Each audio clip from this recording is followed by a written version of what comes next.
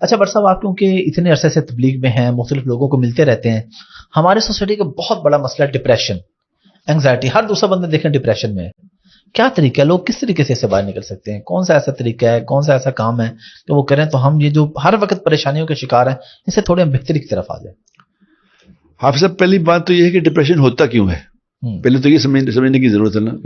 یہ پہلے اگر ہم سمجھ جائیں کہ ڈپریشن ہوتا کیوں، تو اگلی بات پھر آسان ہے.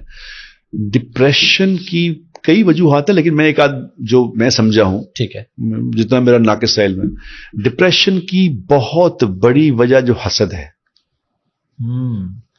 کہ آدمی، مثال کے طور پہ ایک نعمت اللہ نے آپ کو دی ہے اور مجھے نہیں دی، تو اگر میں اس کو یہ سمجھوں کہ یہ اللہ کی بانٹ ہے، اللہ نے اس کو دیا مجھے نہیں دیا، اگر یہ نہیں سمجھوں گا تو میں یار یہ دیکھو کیوں ہے، یہ دیکھو کیوں ہے اس کے پاس کیوں. وہ اس کو دیکھ دیکھ کے جو میرے اندر جیلسی آئے گی نا، جو حسد آپ سے ہوگا، وہ حسد الٹیمیٹلی ڈپریشن تک لے جائے گا.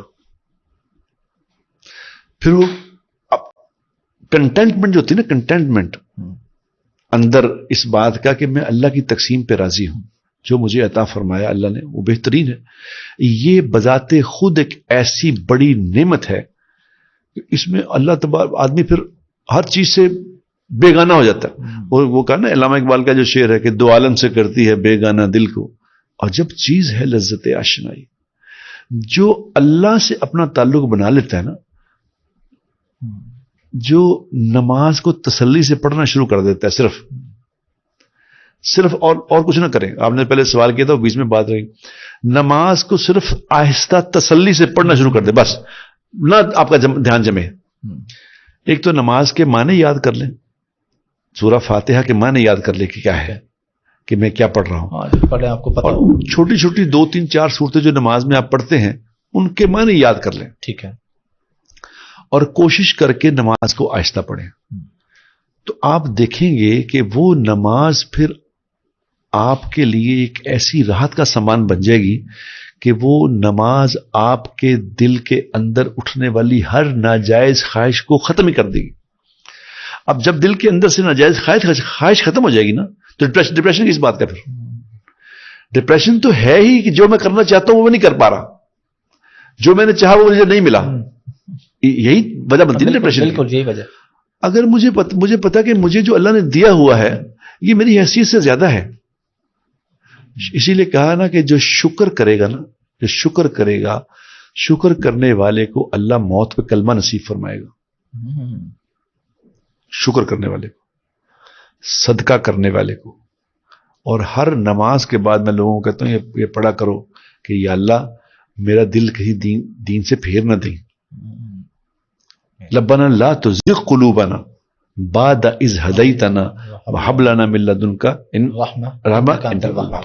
یا اللہ میرا جب ہدایت دے دے پھر واپسی نہ لے لیں اسے. اگر جو یہ پڑھے گا تو اس کو ڈپریشن آپ سب ہوگا ہی نہیں. ڈپریشن شکر کرنے والے کو ڈپریشن کہاں سے ہونا ہے؟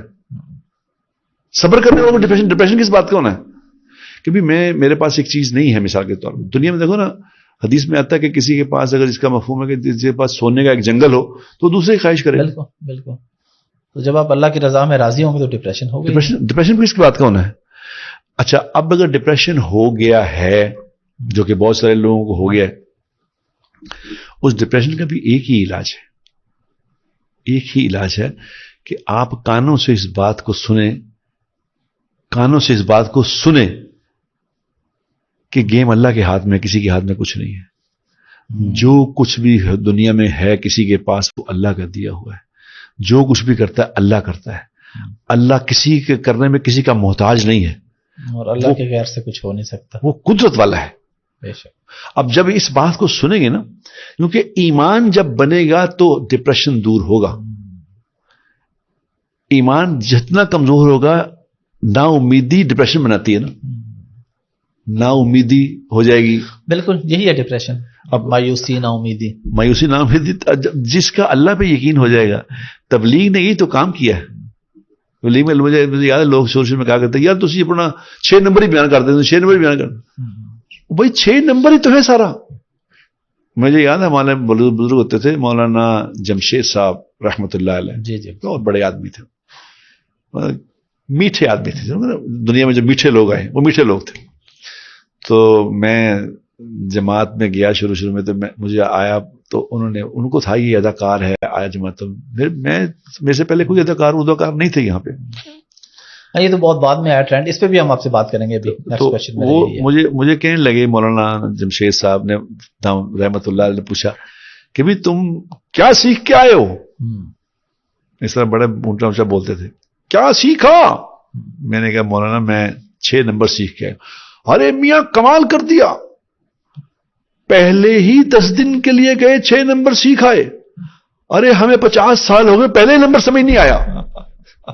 میں نے اس وقت میں نے کہا کہ یہ بس ایسے ہی کمال کر رہے ہیں, ان کو پہلا نمبر یا میں سارے 6 نمبر سیکھ کے آ گیا ہوں.